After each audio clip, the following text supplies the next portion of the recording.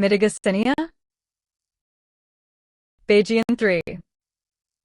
Integrasi fungsi manajemen.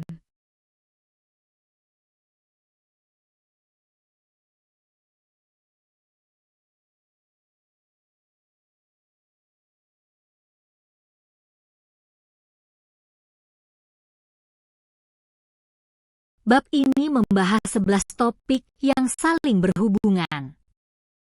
Pembaca diarahkan untuk memahami konsep, mengenali manfaatnya dalam pengelolaan organisasi, serta menerapkannya melalui pengamatan, analisis data, eksperimen, dan evaluasi. Tujuan pembelajaran bab. Menjelaskan konsep utama dalam manajemen pemasaran kewirausahaan.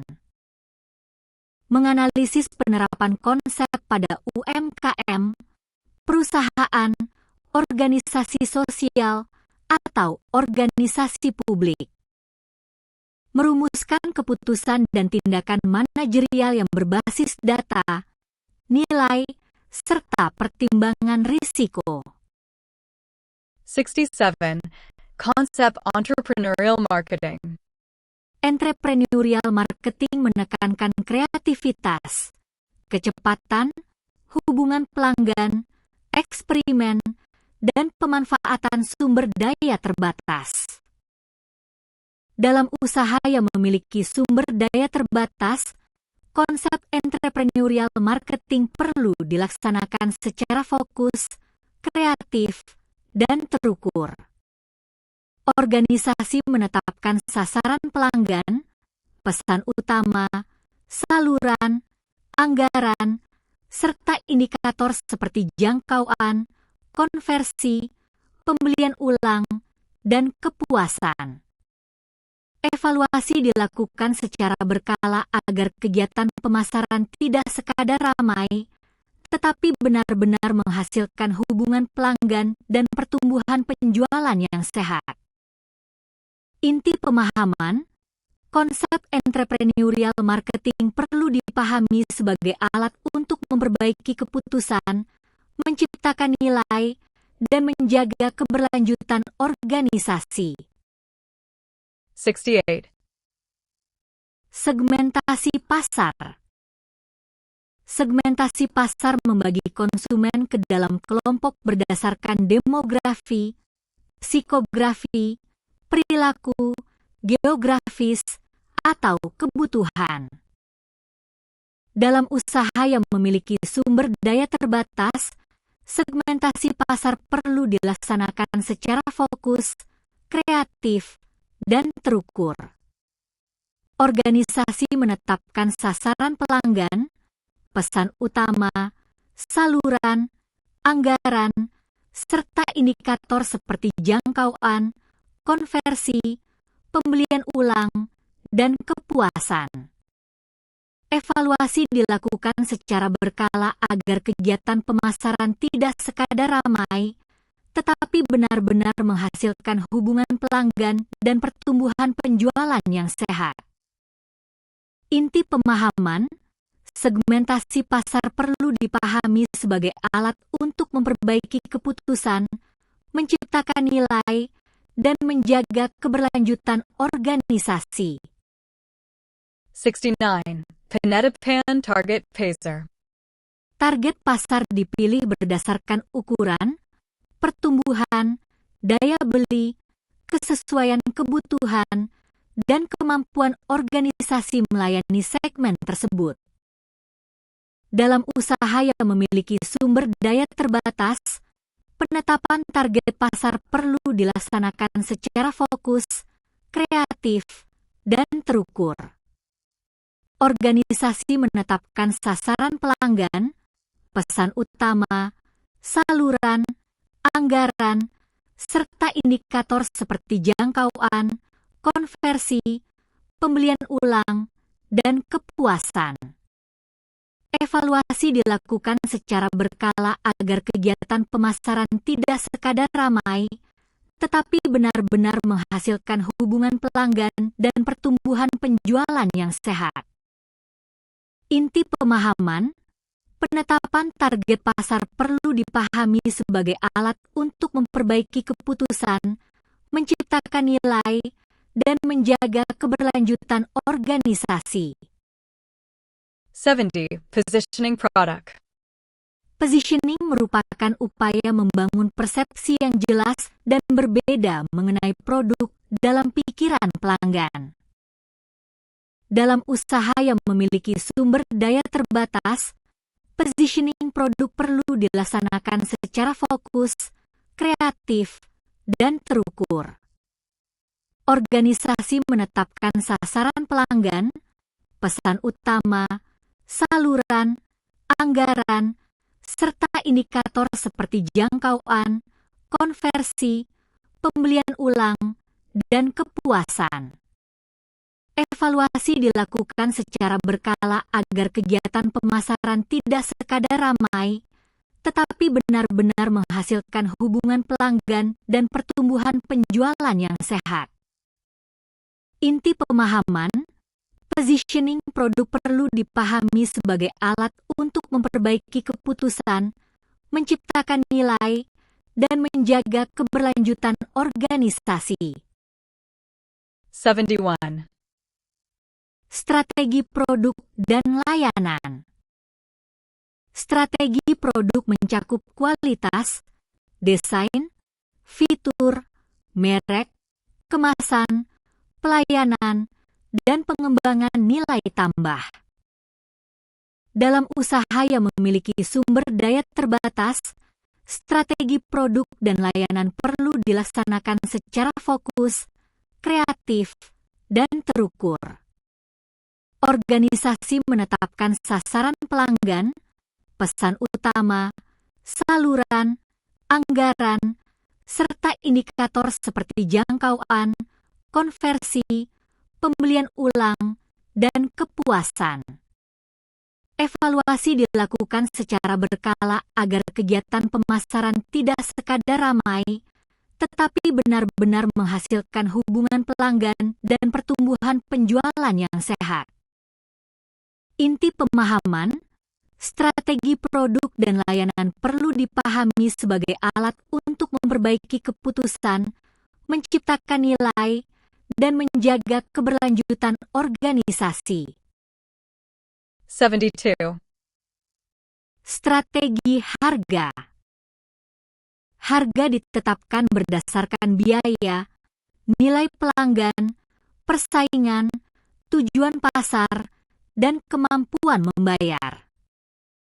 Dalam usaha yang memiliki sumber daya terbatas, strategi harga perlu dilaksanakan secara fokus, kreatif, dan terukur. Organisasi menetapkan sasaran pelanggan, pesan utama, saluran, anggaran, serta indikator seperti jangkauan, konversi, pembelian ulang, dan kepuasan. Evaluasi dilakukan secara berkala agar kegiatan pemasaran tidak sekadar ramai, tetapi benar-benar menghasilkan hubungan pelanggan dan pertumbuhan penjualan yang sehat. Inti pemahaman, strategi harga perlu dipahami sebagai alat untuk memperbaiki keputusan, menciptakan nilai, dan menjaga keberlanjutan organisasi. 73. Saluran distribusi. Saluran distribusi menentukan cara produk berpindah dari produsen menuju pelanggan secara efektif dan efisien. Dalam usaha yang memiliki sumber daya terbatas, saluran distribusi perlu dilaksanakan secara fokus, kreatif, dan terukur. Organisasi menetapkan sasaran pelanggan, pesan utama, saluran, anggaran, serta indikator seperti jangkauan, konversi, pembelian ulang, dan kepuasan. Evaluasi dilakukan secara berkala agar kegiatan pemasaran tidak sekadar ramai, tetapi benar-benar menghasilkan hubungan pelanggan dan pertumbuhan penjualan yang sehat. Inti pemahaman, Saluran distribusi perlu dipahami sebagai alat untuk memperbaiki keputusan, menciptakan nilai, dan menjaga keberlanjutan organisasi. 74. Komunikasi pemasaran. Komunikasi pemasaran mengintegrasikan periklanan, promosi penjualan, hubungan masyarakat, pemasaran langsung, dan komunikasi digital. Dalam usaha yang memiliki sumber daya terbatas, komunikasi pemasaran perlu dilaksanakan secara fokus, kreatif, dan terukur. Organisasi menetapkan sasaran pelanggan, pesan utama, saluran, anggaran, serta indikator seperti jangkauan, konversi, pembelian ulang, dan kepuasan. Evaluasi dilakukan secara berkala agar kegiatan pemasaran tidak sekadar ramai, tetapi benar-benar menghasilkan hubungan pelanggan dan pertumbuhan penjualan yang sehat.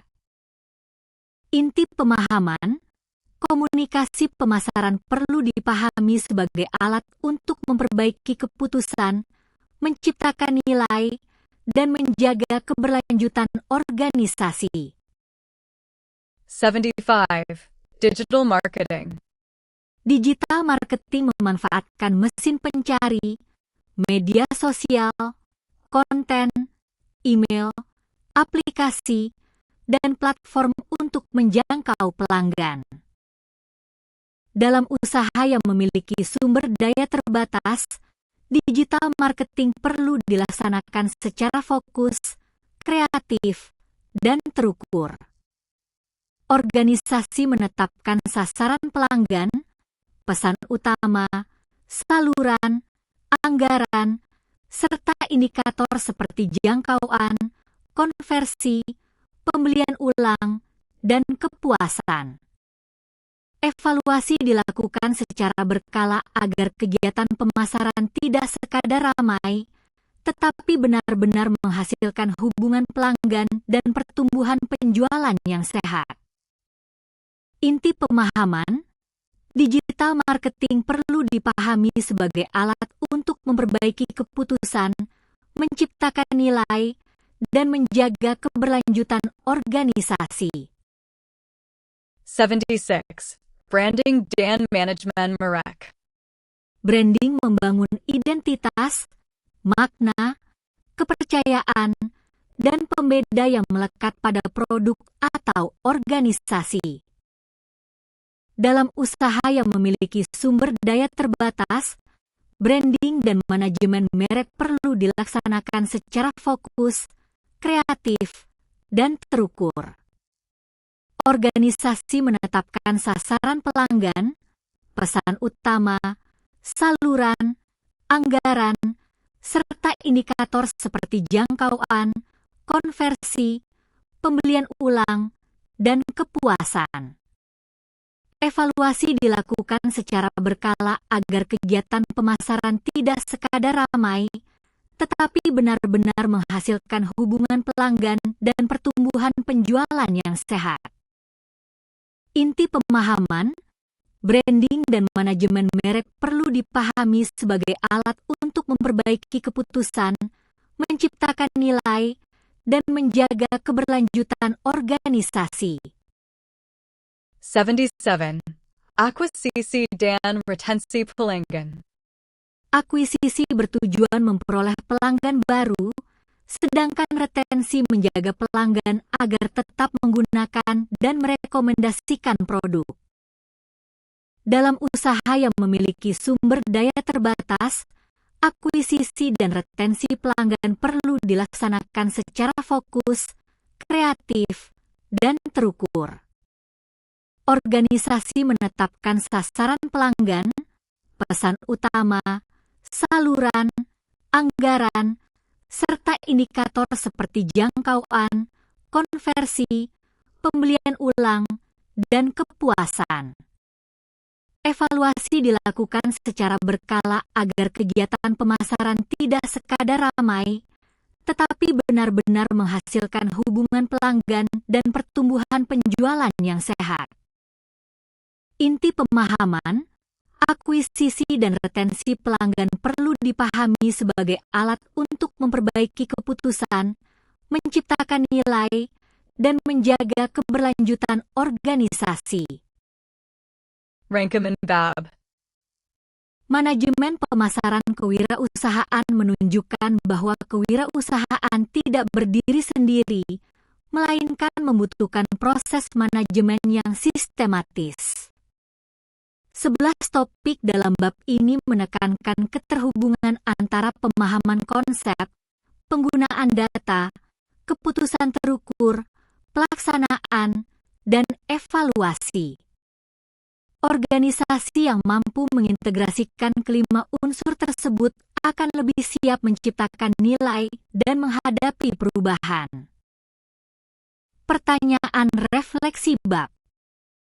Konsep apa dalam manajemen pemasaran kewirausahaan yang paling relevan dengan organisasi yang Anda kenal? Bukti atau data apa yang diperlukan sebelum konsep tersebut diterapkan? Apa risiko penerapannya dan bagaimana langkah mitigasinya?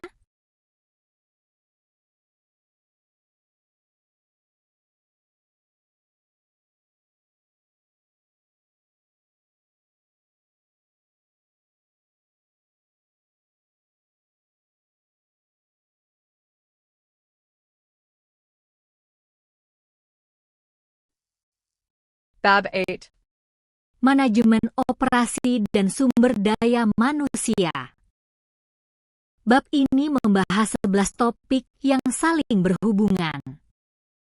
Pembaca diarahkan untuk memahami konsep, mengenali manfaatnya dalam pengelolaan organisasi, serta menerapkannya melalui pengamatan, analisis data, eksperimen, dan evaluasi. Tujuan Pembelajaran Bab. Menjelaskan konsep utama dalam manajemen operasi dan sumber daya manusia. Menganalisis penerapan konsep pada UMKM, perusahaan, organisasi sosial, atau organisasi publik. Merumuskan keputusan dan tindakan manajerial yang berbasis data, nilai, serta pertimbangan risiko. 78. Perancangan sistem operasi. Sistem operasi mengatur bagaimana input diubah menjadi produk atau layanan yang memenuhi standar kualitas. Pelaksanaan perancangan sistem operasi membutuhkan standar kerja yang jelas, pembagian tanggung jawab, data kinerja, dan perbaikan berkelanjutan. Manajer perlu menyeimbangkan efisiensi, kualitas, fleksibilitas, serta kesejahteraan tim. Bagi UMKM, langkah sederhana seperti pencatatan alur kerja, target waktu, daftar pemeriksaan mutu, dan rapat evaluasi singkat sudah dapat mengurangi kesalahan serta meningkatkan konsistensi pelayanan. Inti pemahaman, perancangan sistem operasi perlu dipahami sebagai alat untuk memperbaiki keputusan, menciptakan nilai, dan menjaga keberlanjutan organisasi. 79. Pemetaan proses bisnis. Pemetaan proses menggambarkan aliran pekerjaan, keputusan, tanggung jawab, waktu, dan keluaran dari setiap aktivitas. Pelaksanaan pemetaan proses bisnis membutuhkan standar kerja yang jelas, pembagian tanggung jawab, data kinerja, dan perbaikan berkelanjutan.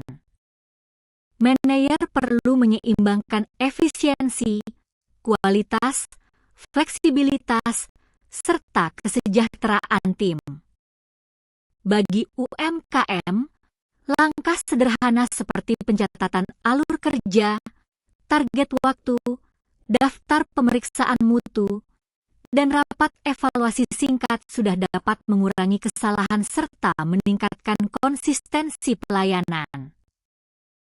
Inti pemahaman, pemetaan proses bisnis perlu dipahami sebagai alat untuk memperbaiki keputusan, menciptakan nilai, dan menjaga keberlanjutan organisasi. 80. Perencanaan kapasitas. Perencanaan kapasitas menentukan kemampuan produksi atau pelayanan agar sesuai dengan tingkat permintaan.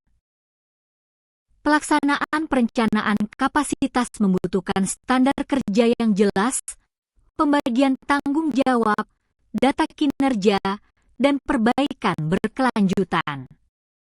Manajer perlu menyeimbangkan efisiensi, kualitas, fleksibilitas, serta kesejahteraan tim. Bagi UMKM, langkah sederhana seperti pencatatan alur kerja, target waktu, daftar pemeriksaan mutu, dan rapat evaluasi singkat sudah dapat mengurangi kesalahan serta meningkatkan konsistensi pelayanan. Inti pemahaman, perencanaan kapasitas perlu dipahami sebagai alat untuk memperbaiki keputusan, menciptakan nilai, dan menjaga keberlanjutan organisasi. 81.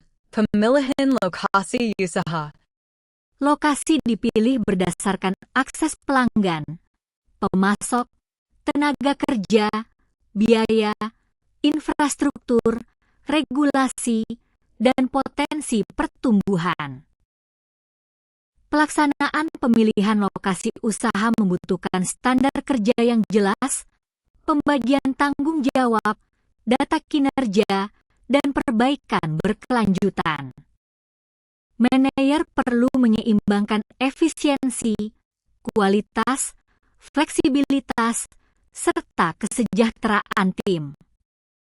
Bagi UMKM, langkah sederhana seperti pencatatan alur kerja, target waktu, daftar pemeriksaan mutu, dan rapat evaluasi singkat sudah dapat mengurangi kesalahan serta meningkatkan konsistensi pelayanan.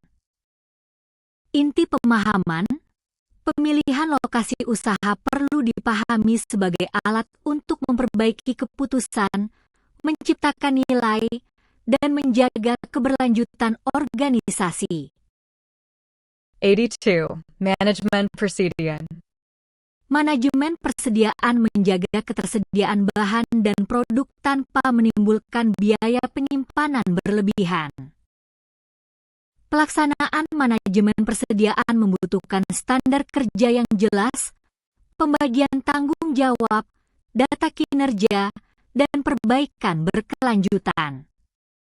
Manajer perlu menyeimbangkan efisiensi, kualitas, fleksibilitas, serta kesejahteraan tim. Bagi UMKM, langkah sederhana seperti pencatatan alur kerja, target waktu, daftar pemeriksaan mutu, dan rapat evaluasi singkat sudah dapat mengurangi kesalahan serta meningkatkan konsistensi pelayanan.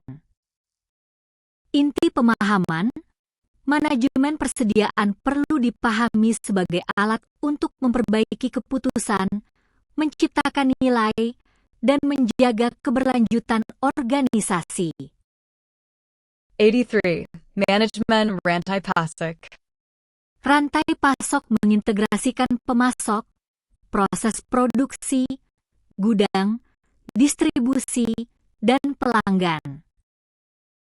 Pelaksanaan manajemen rantai pasok membutuhkan standar kerja yang jelas, pembagian tanggung jawab, data kinerja, dan perbaikan berkelanjutan. Manajer perlu menyeimbangkan efisiensi, kualitas, fleksibilitas, serta kesejahteraan tim. Bagi UMKM, langkah sederhana seperti pencatatan alur kerja, target waktu, daftar pemeriksaan mutu, dan rapat evaluasi singkat sudah dapat mengurangi kesalahan serta meningkatkan konsistensi pelayanan. Inti pemahaman, manajemen rantai pasok perlu dipahami sebagai alat untuk memperbaiki keputusan, menciptakan nilai, dan menjaga keberlanjutan organisasi. 84. Pengendalian kualitas. Pengendalian kualitas memastikan produk dan layanan memenuhi spesifikasi serta harapan pelanggan secara konsisten. Pelaksanaan pengendalian kualitas membutuhkan standar kerja yang jelas, pembagian tanggung jawab, data kinerja, dan perbaikan berkelanjutan. Manajer perlu menyeimbangkan efisiensi, kualitas, fleksibilitas, serta kesejahteraan tim. Bagi UMKM, langkah sederhana seperti pencatatan alur kerja, target waktu, daftar pemeriksaan mutu, dan rapat evaluasi singkat sudah dapat mengurangi kesalahan serta meningkatkan konsistensi pelayanan. Inti pemahaman, pengendalian kualitas perlu dipahami sebagai alat untuk memperbaiki keputusan, menciptakan nilai, dan menjaga keberlanjutan organisasi. 85. Productivitas dan Lean Management. Lean Management berupaya mengurangi pemborosan, mempercepat proses, dan meningkatkan nilai yang diterima pelanggan. Pelaksanaan produktivitas dan Lean Management membutuhkan standar kerja yang jelas, pembagian tanggung jawab, data kinerja, dan perbaikan berkelanjutan. Manajer perlu menyeimbangkan efisiensi, kualitas, fleksibilitas, serta kesejahteraan tim. Bagi UMKM, langkah sederhana seperti pencatatan alur kerja, target waktu, daftar pemeriksaan mutu, dan rapat evaluasi singkat sudah dapat mengurangi kesalahan serta meningkatkan konsistensi pelayanan. Inti pemahaman, produktivitas dan Lean Management perlu dipahami sebagai alat untuk memperbaiki keputusan, menciptakan nilai, dan menjaga keberlanjutan organisasi. 86. Struktur organisasi usaha. Struktur organisasi mengatur pembagian peran, tanggung jawab, kewenangan, koordinasi, dan alur pelaporan. Pelaksanaan struktur organisasi usaha membutuhkan standar kerja yang jelas, pembagian tanggung jawab, data kinerja, dan perbaikan berkelanjutan. Manajer perlu menyeimbangkan efisiensi, kualitas, fleksibilitas, serta kesejahteraan tim. Bagi UMKM, langkah sederhana seperti pencatatan alur kerja, target waktu, daftar pemeriksaan mutu, dan rapat evaluasi singkat sudah dapat mengurangi kesalahan serta meningkatkan konsistensi pelayanan. Inti pemahaman, struktur organisasi usaha perlu dipahami sebagai alat untuk memperbaiki keputusan, menciptakan nilai, dan menjaga keberlanjutan organisasi. 87. Pembentukan tim kewirausahaan. Tim kewirausahaan dibentuk berdasarkan keberagaman kompetensi, kesesuaian peran, komitmen, dan kemampuan berkolaborasi. Pelaksanaan pembentukan tim kewirausahaan membutuhkan standar kerja yang jelas, pembagian tanggung jawab, data kinerja, dan perbaikan berkelanjutan. Manajer perlu menyeimbangkan efisiensi, kualitas, fleksibilitas, serta kesejahteraan tim. Bagi UMKM, langkah sederhana seperti pencatatan alur kerja, target waktu, daftar pemeriksaan mutu, dan rapat evaluasi singkat sudah dapat mengurangi kesalahan serta meningkatkan konsistensi pelayanan. Inti pemahaman, pembentukan tim kewirausahaan perlu dipahami sebagai alat untuk memperbaiki keputusan, menciptakan nilai, dan menjaga keberlanjutan organisasi. 88. Manajemen kinerja dan budaya inovasi. Manajemen kinerja menghubungkan sasaran, indikator, evaluasi, penghargaan, dan pengembangan budaya kerja yang inovatif. Pelaksanaan manajemen kinerja dan budaya inovasi membutuhkan standar kerja yang jelas, pembagian tanggung jawab, data kinerja, dan perbaikan berkelanjutan. Manajer perlu menyeimbangkan efisiensi, kualitas, fleksibilitas, serta kesejahteraan tim. Bagi UMKM, langkah sederhana seperti pencatatan alur kerja, target waktu, daftar pemeriksaan mutu, dan rapat evaluasi singkat sudah dapat mengurangi kesalahan serta meningkatkan konsistensi pelayanan. Inti pemahaman, manajemen kinerja dan budaya inovasi perlu dipahami sebagai alat untuk memperbaiki keputusan, menciptakan nilai, dan menjaga keberlanjutan organisasi. Rankum and Babb. Manajemen operasi dan sumber daya manusia menunjukkan bahwa kewirausahaan tidak berdiri sendiri, melainkan membutuhkan proses manajemen yang sistematis. 11 topik dalam bab ini menekankan keterhubungan antara pemahaman konsep, penggunaan data, keputusan terukur, pelaksanaan, dan evaluasi. Organisasi yang mampu mengintegrasikan kelima unsur tersebut akan lebih siap menciptakan nilai dan menghadapi perubahan. Pertanyaan refleksi bab. Konsep apa dalam manajemen operasi dan sumber daya manusia yang paling relevan dengan organisasi yang Anda kenal? Bukti atau data apa yang diperlukan sebelum konsep tersebut diterapkan? Apa risiko penerapannya dan bagaimana langkah mitigasinya?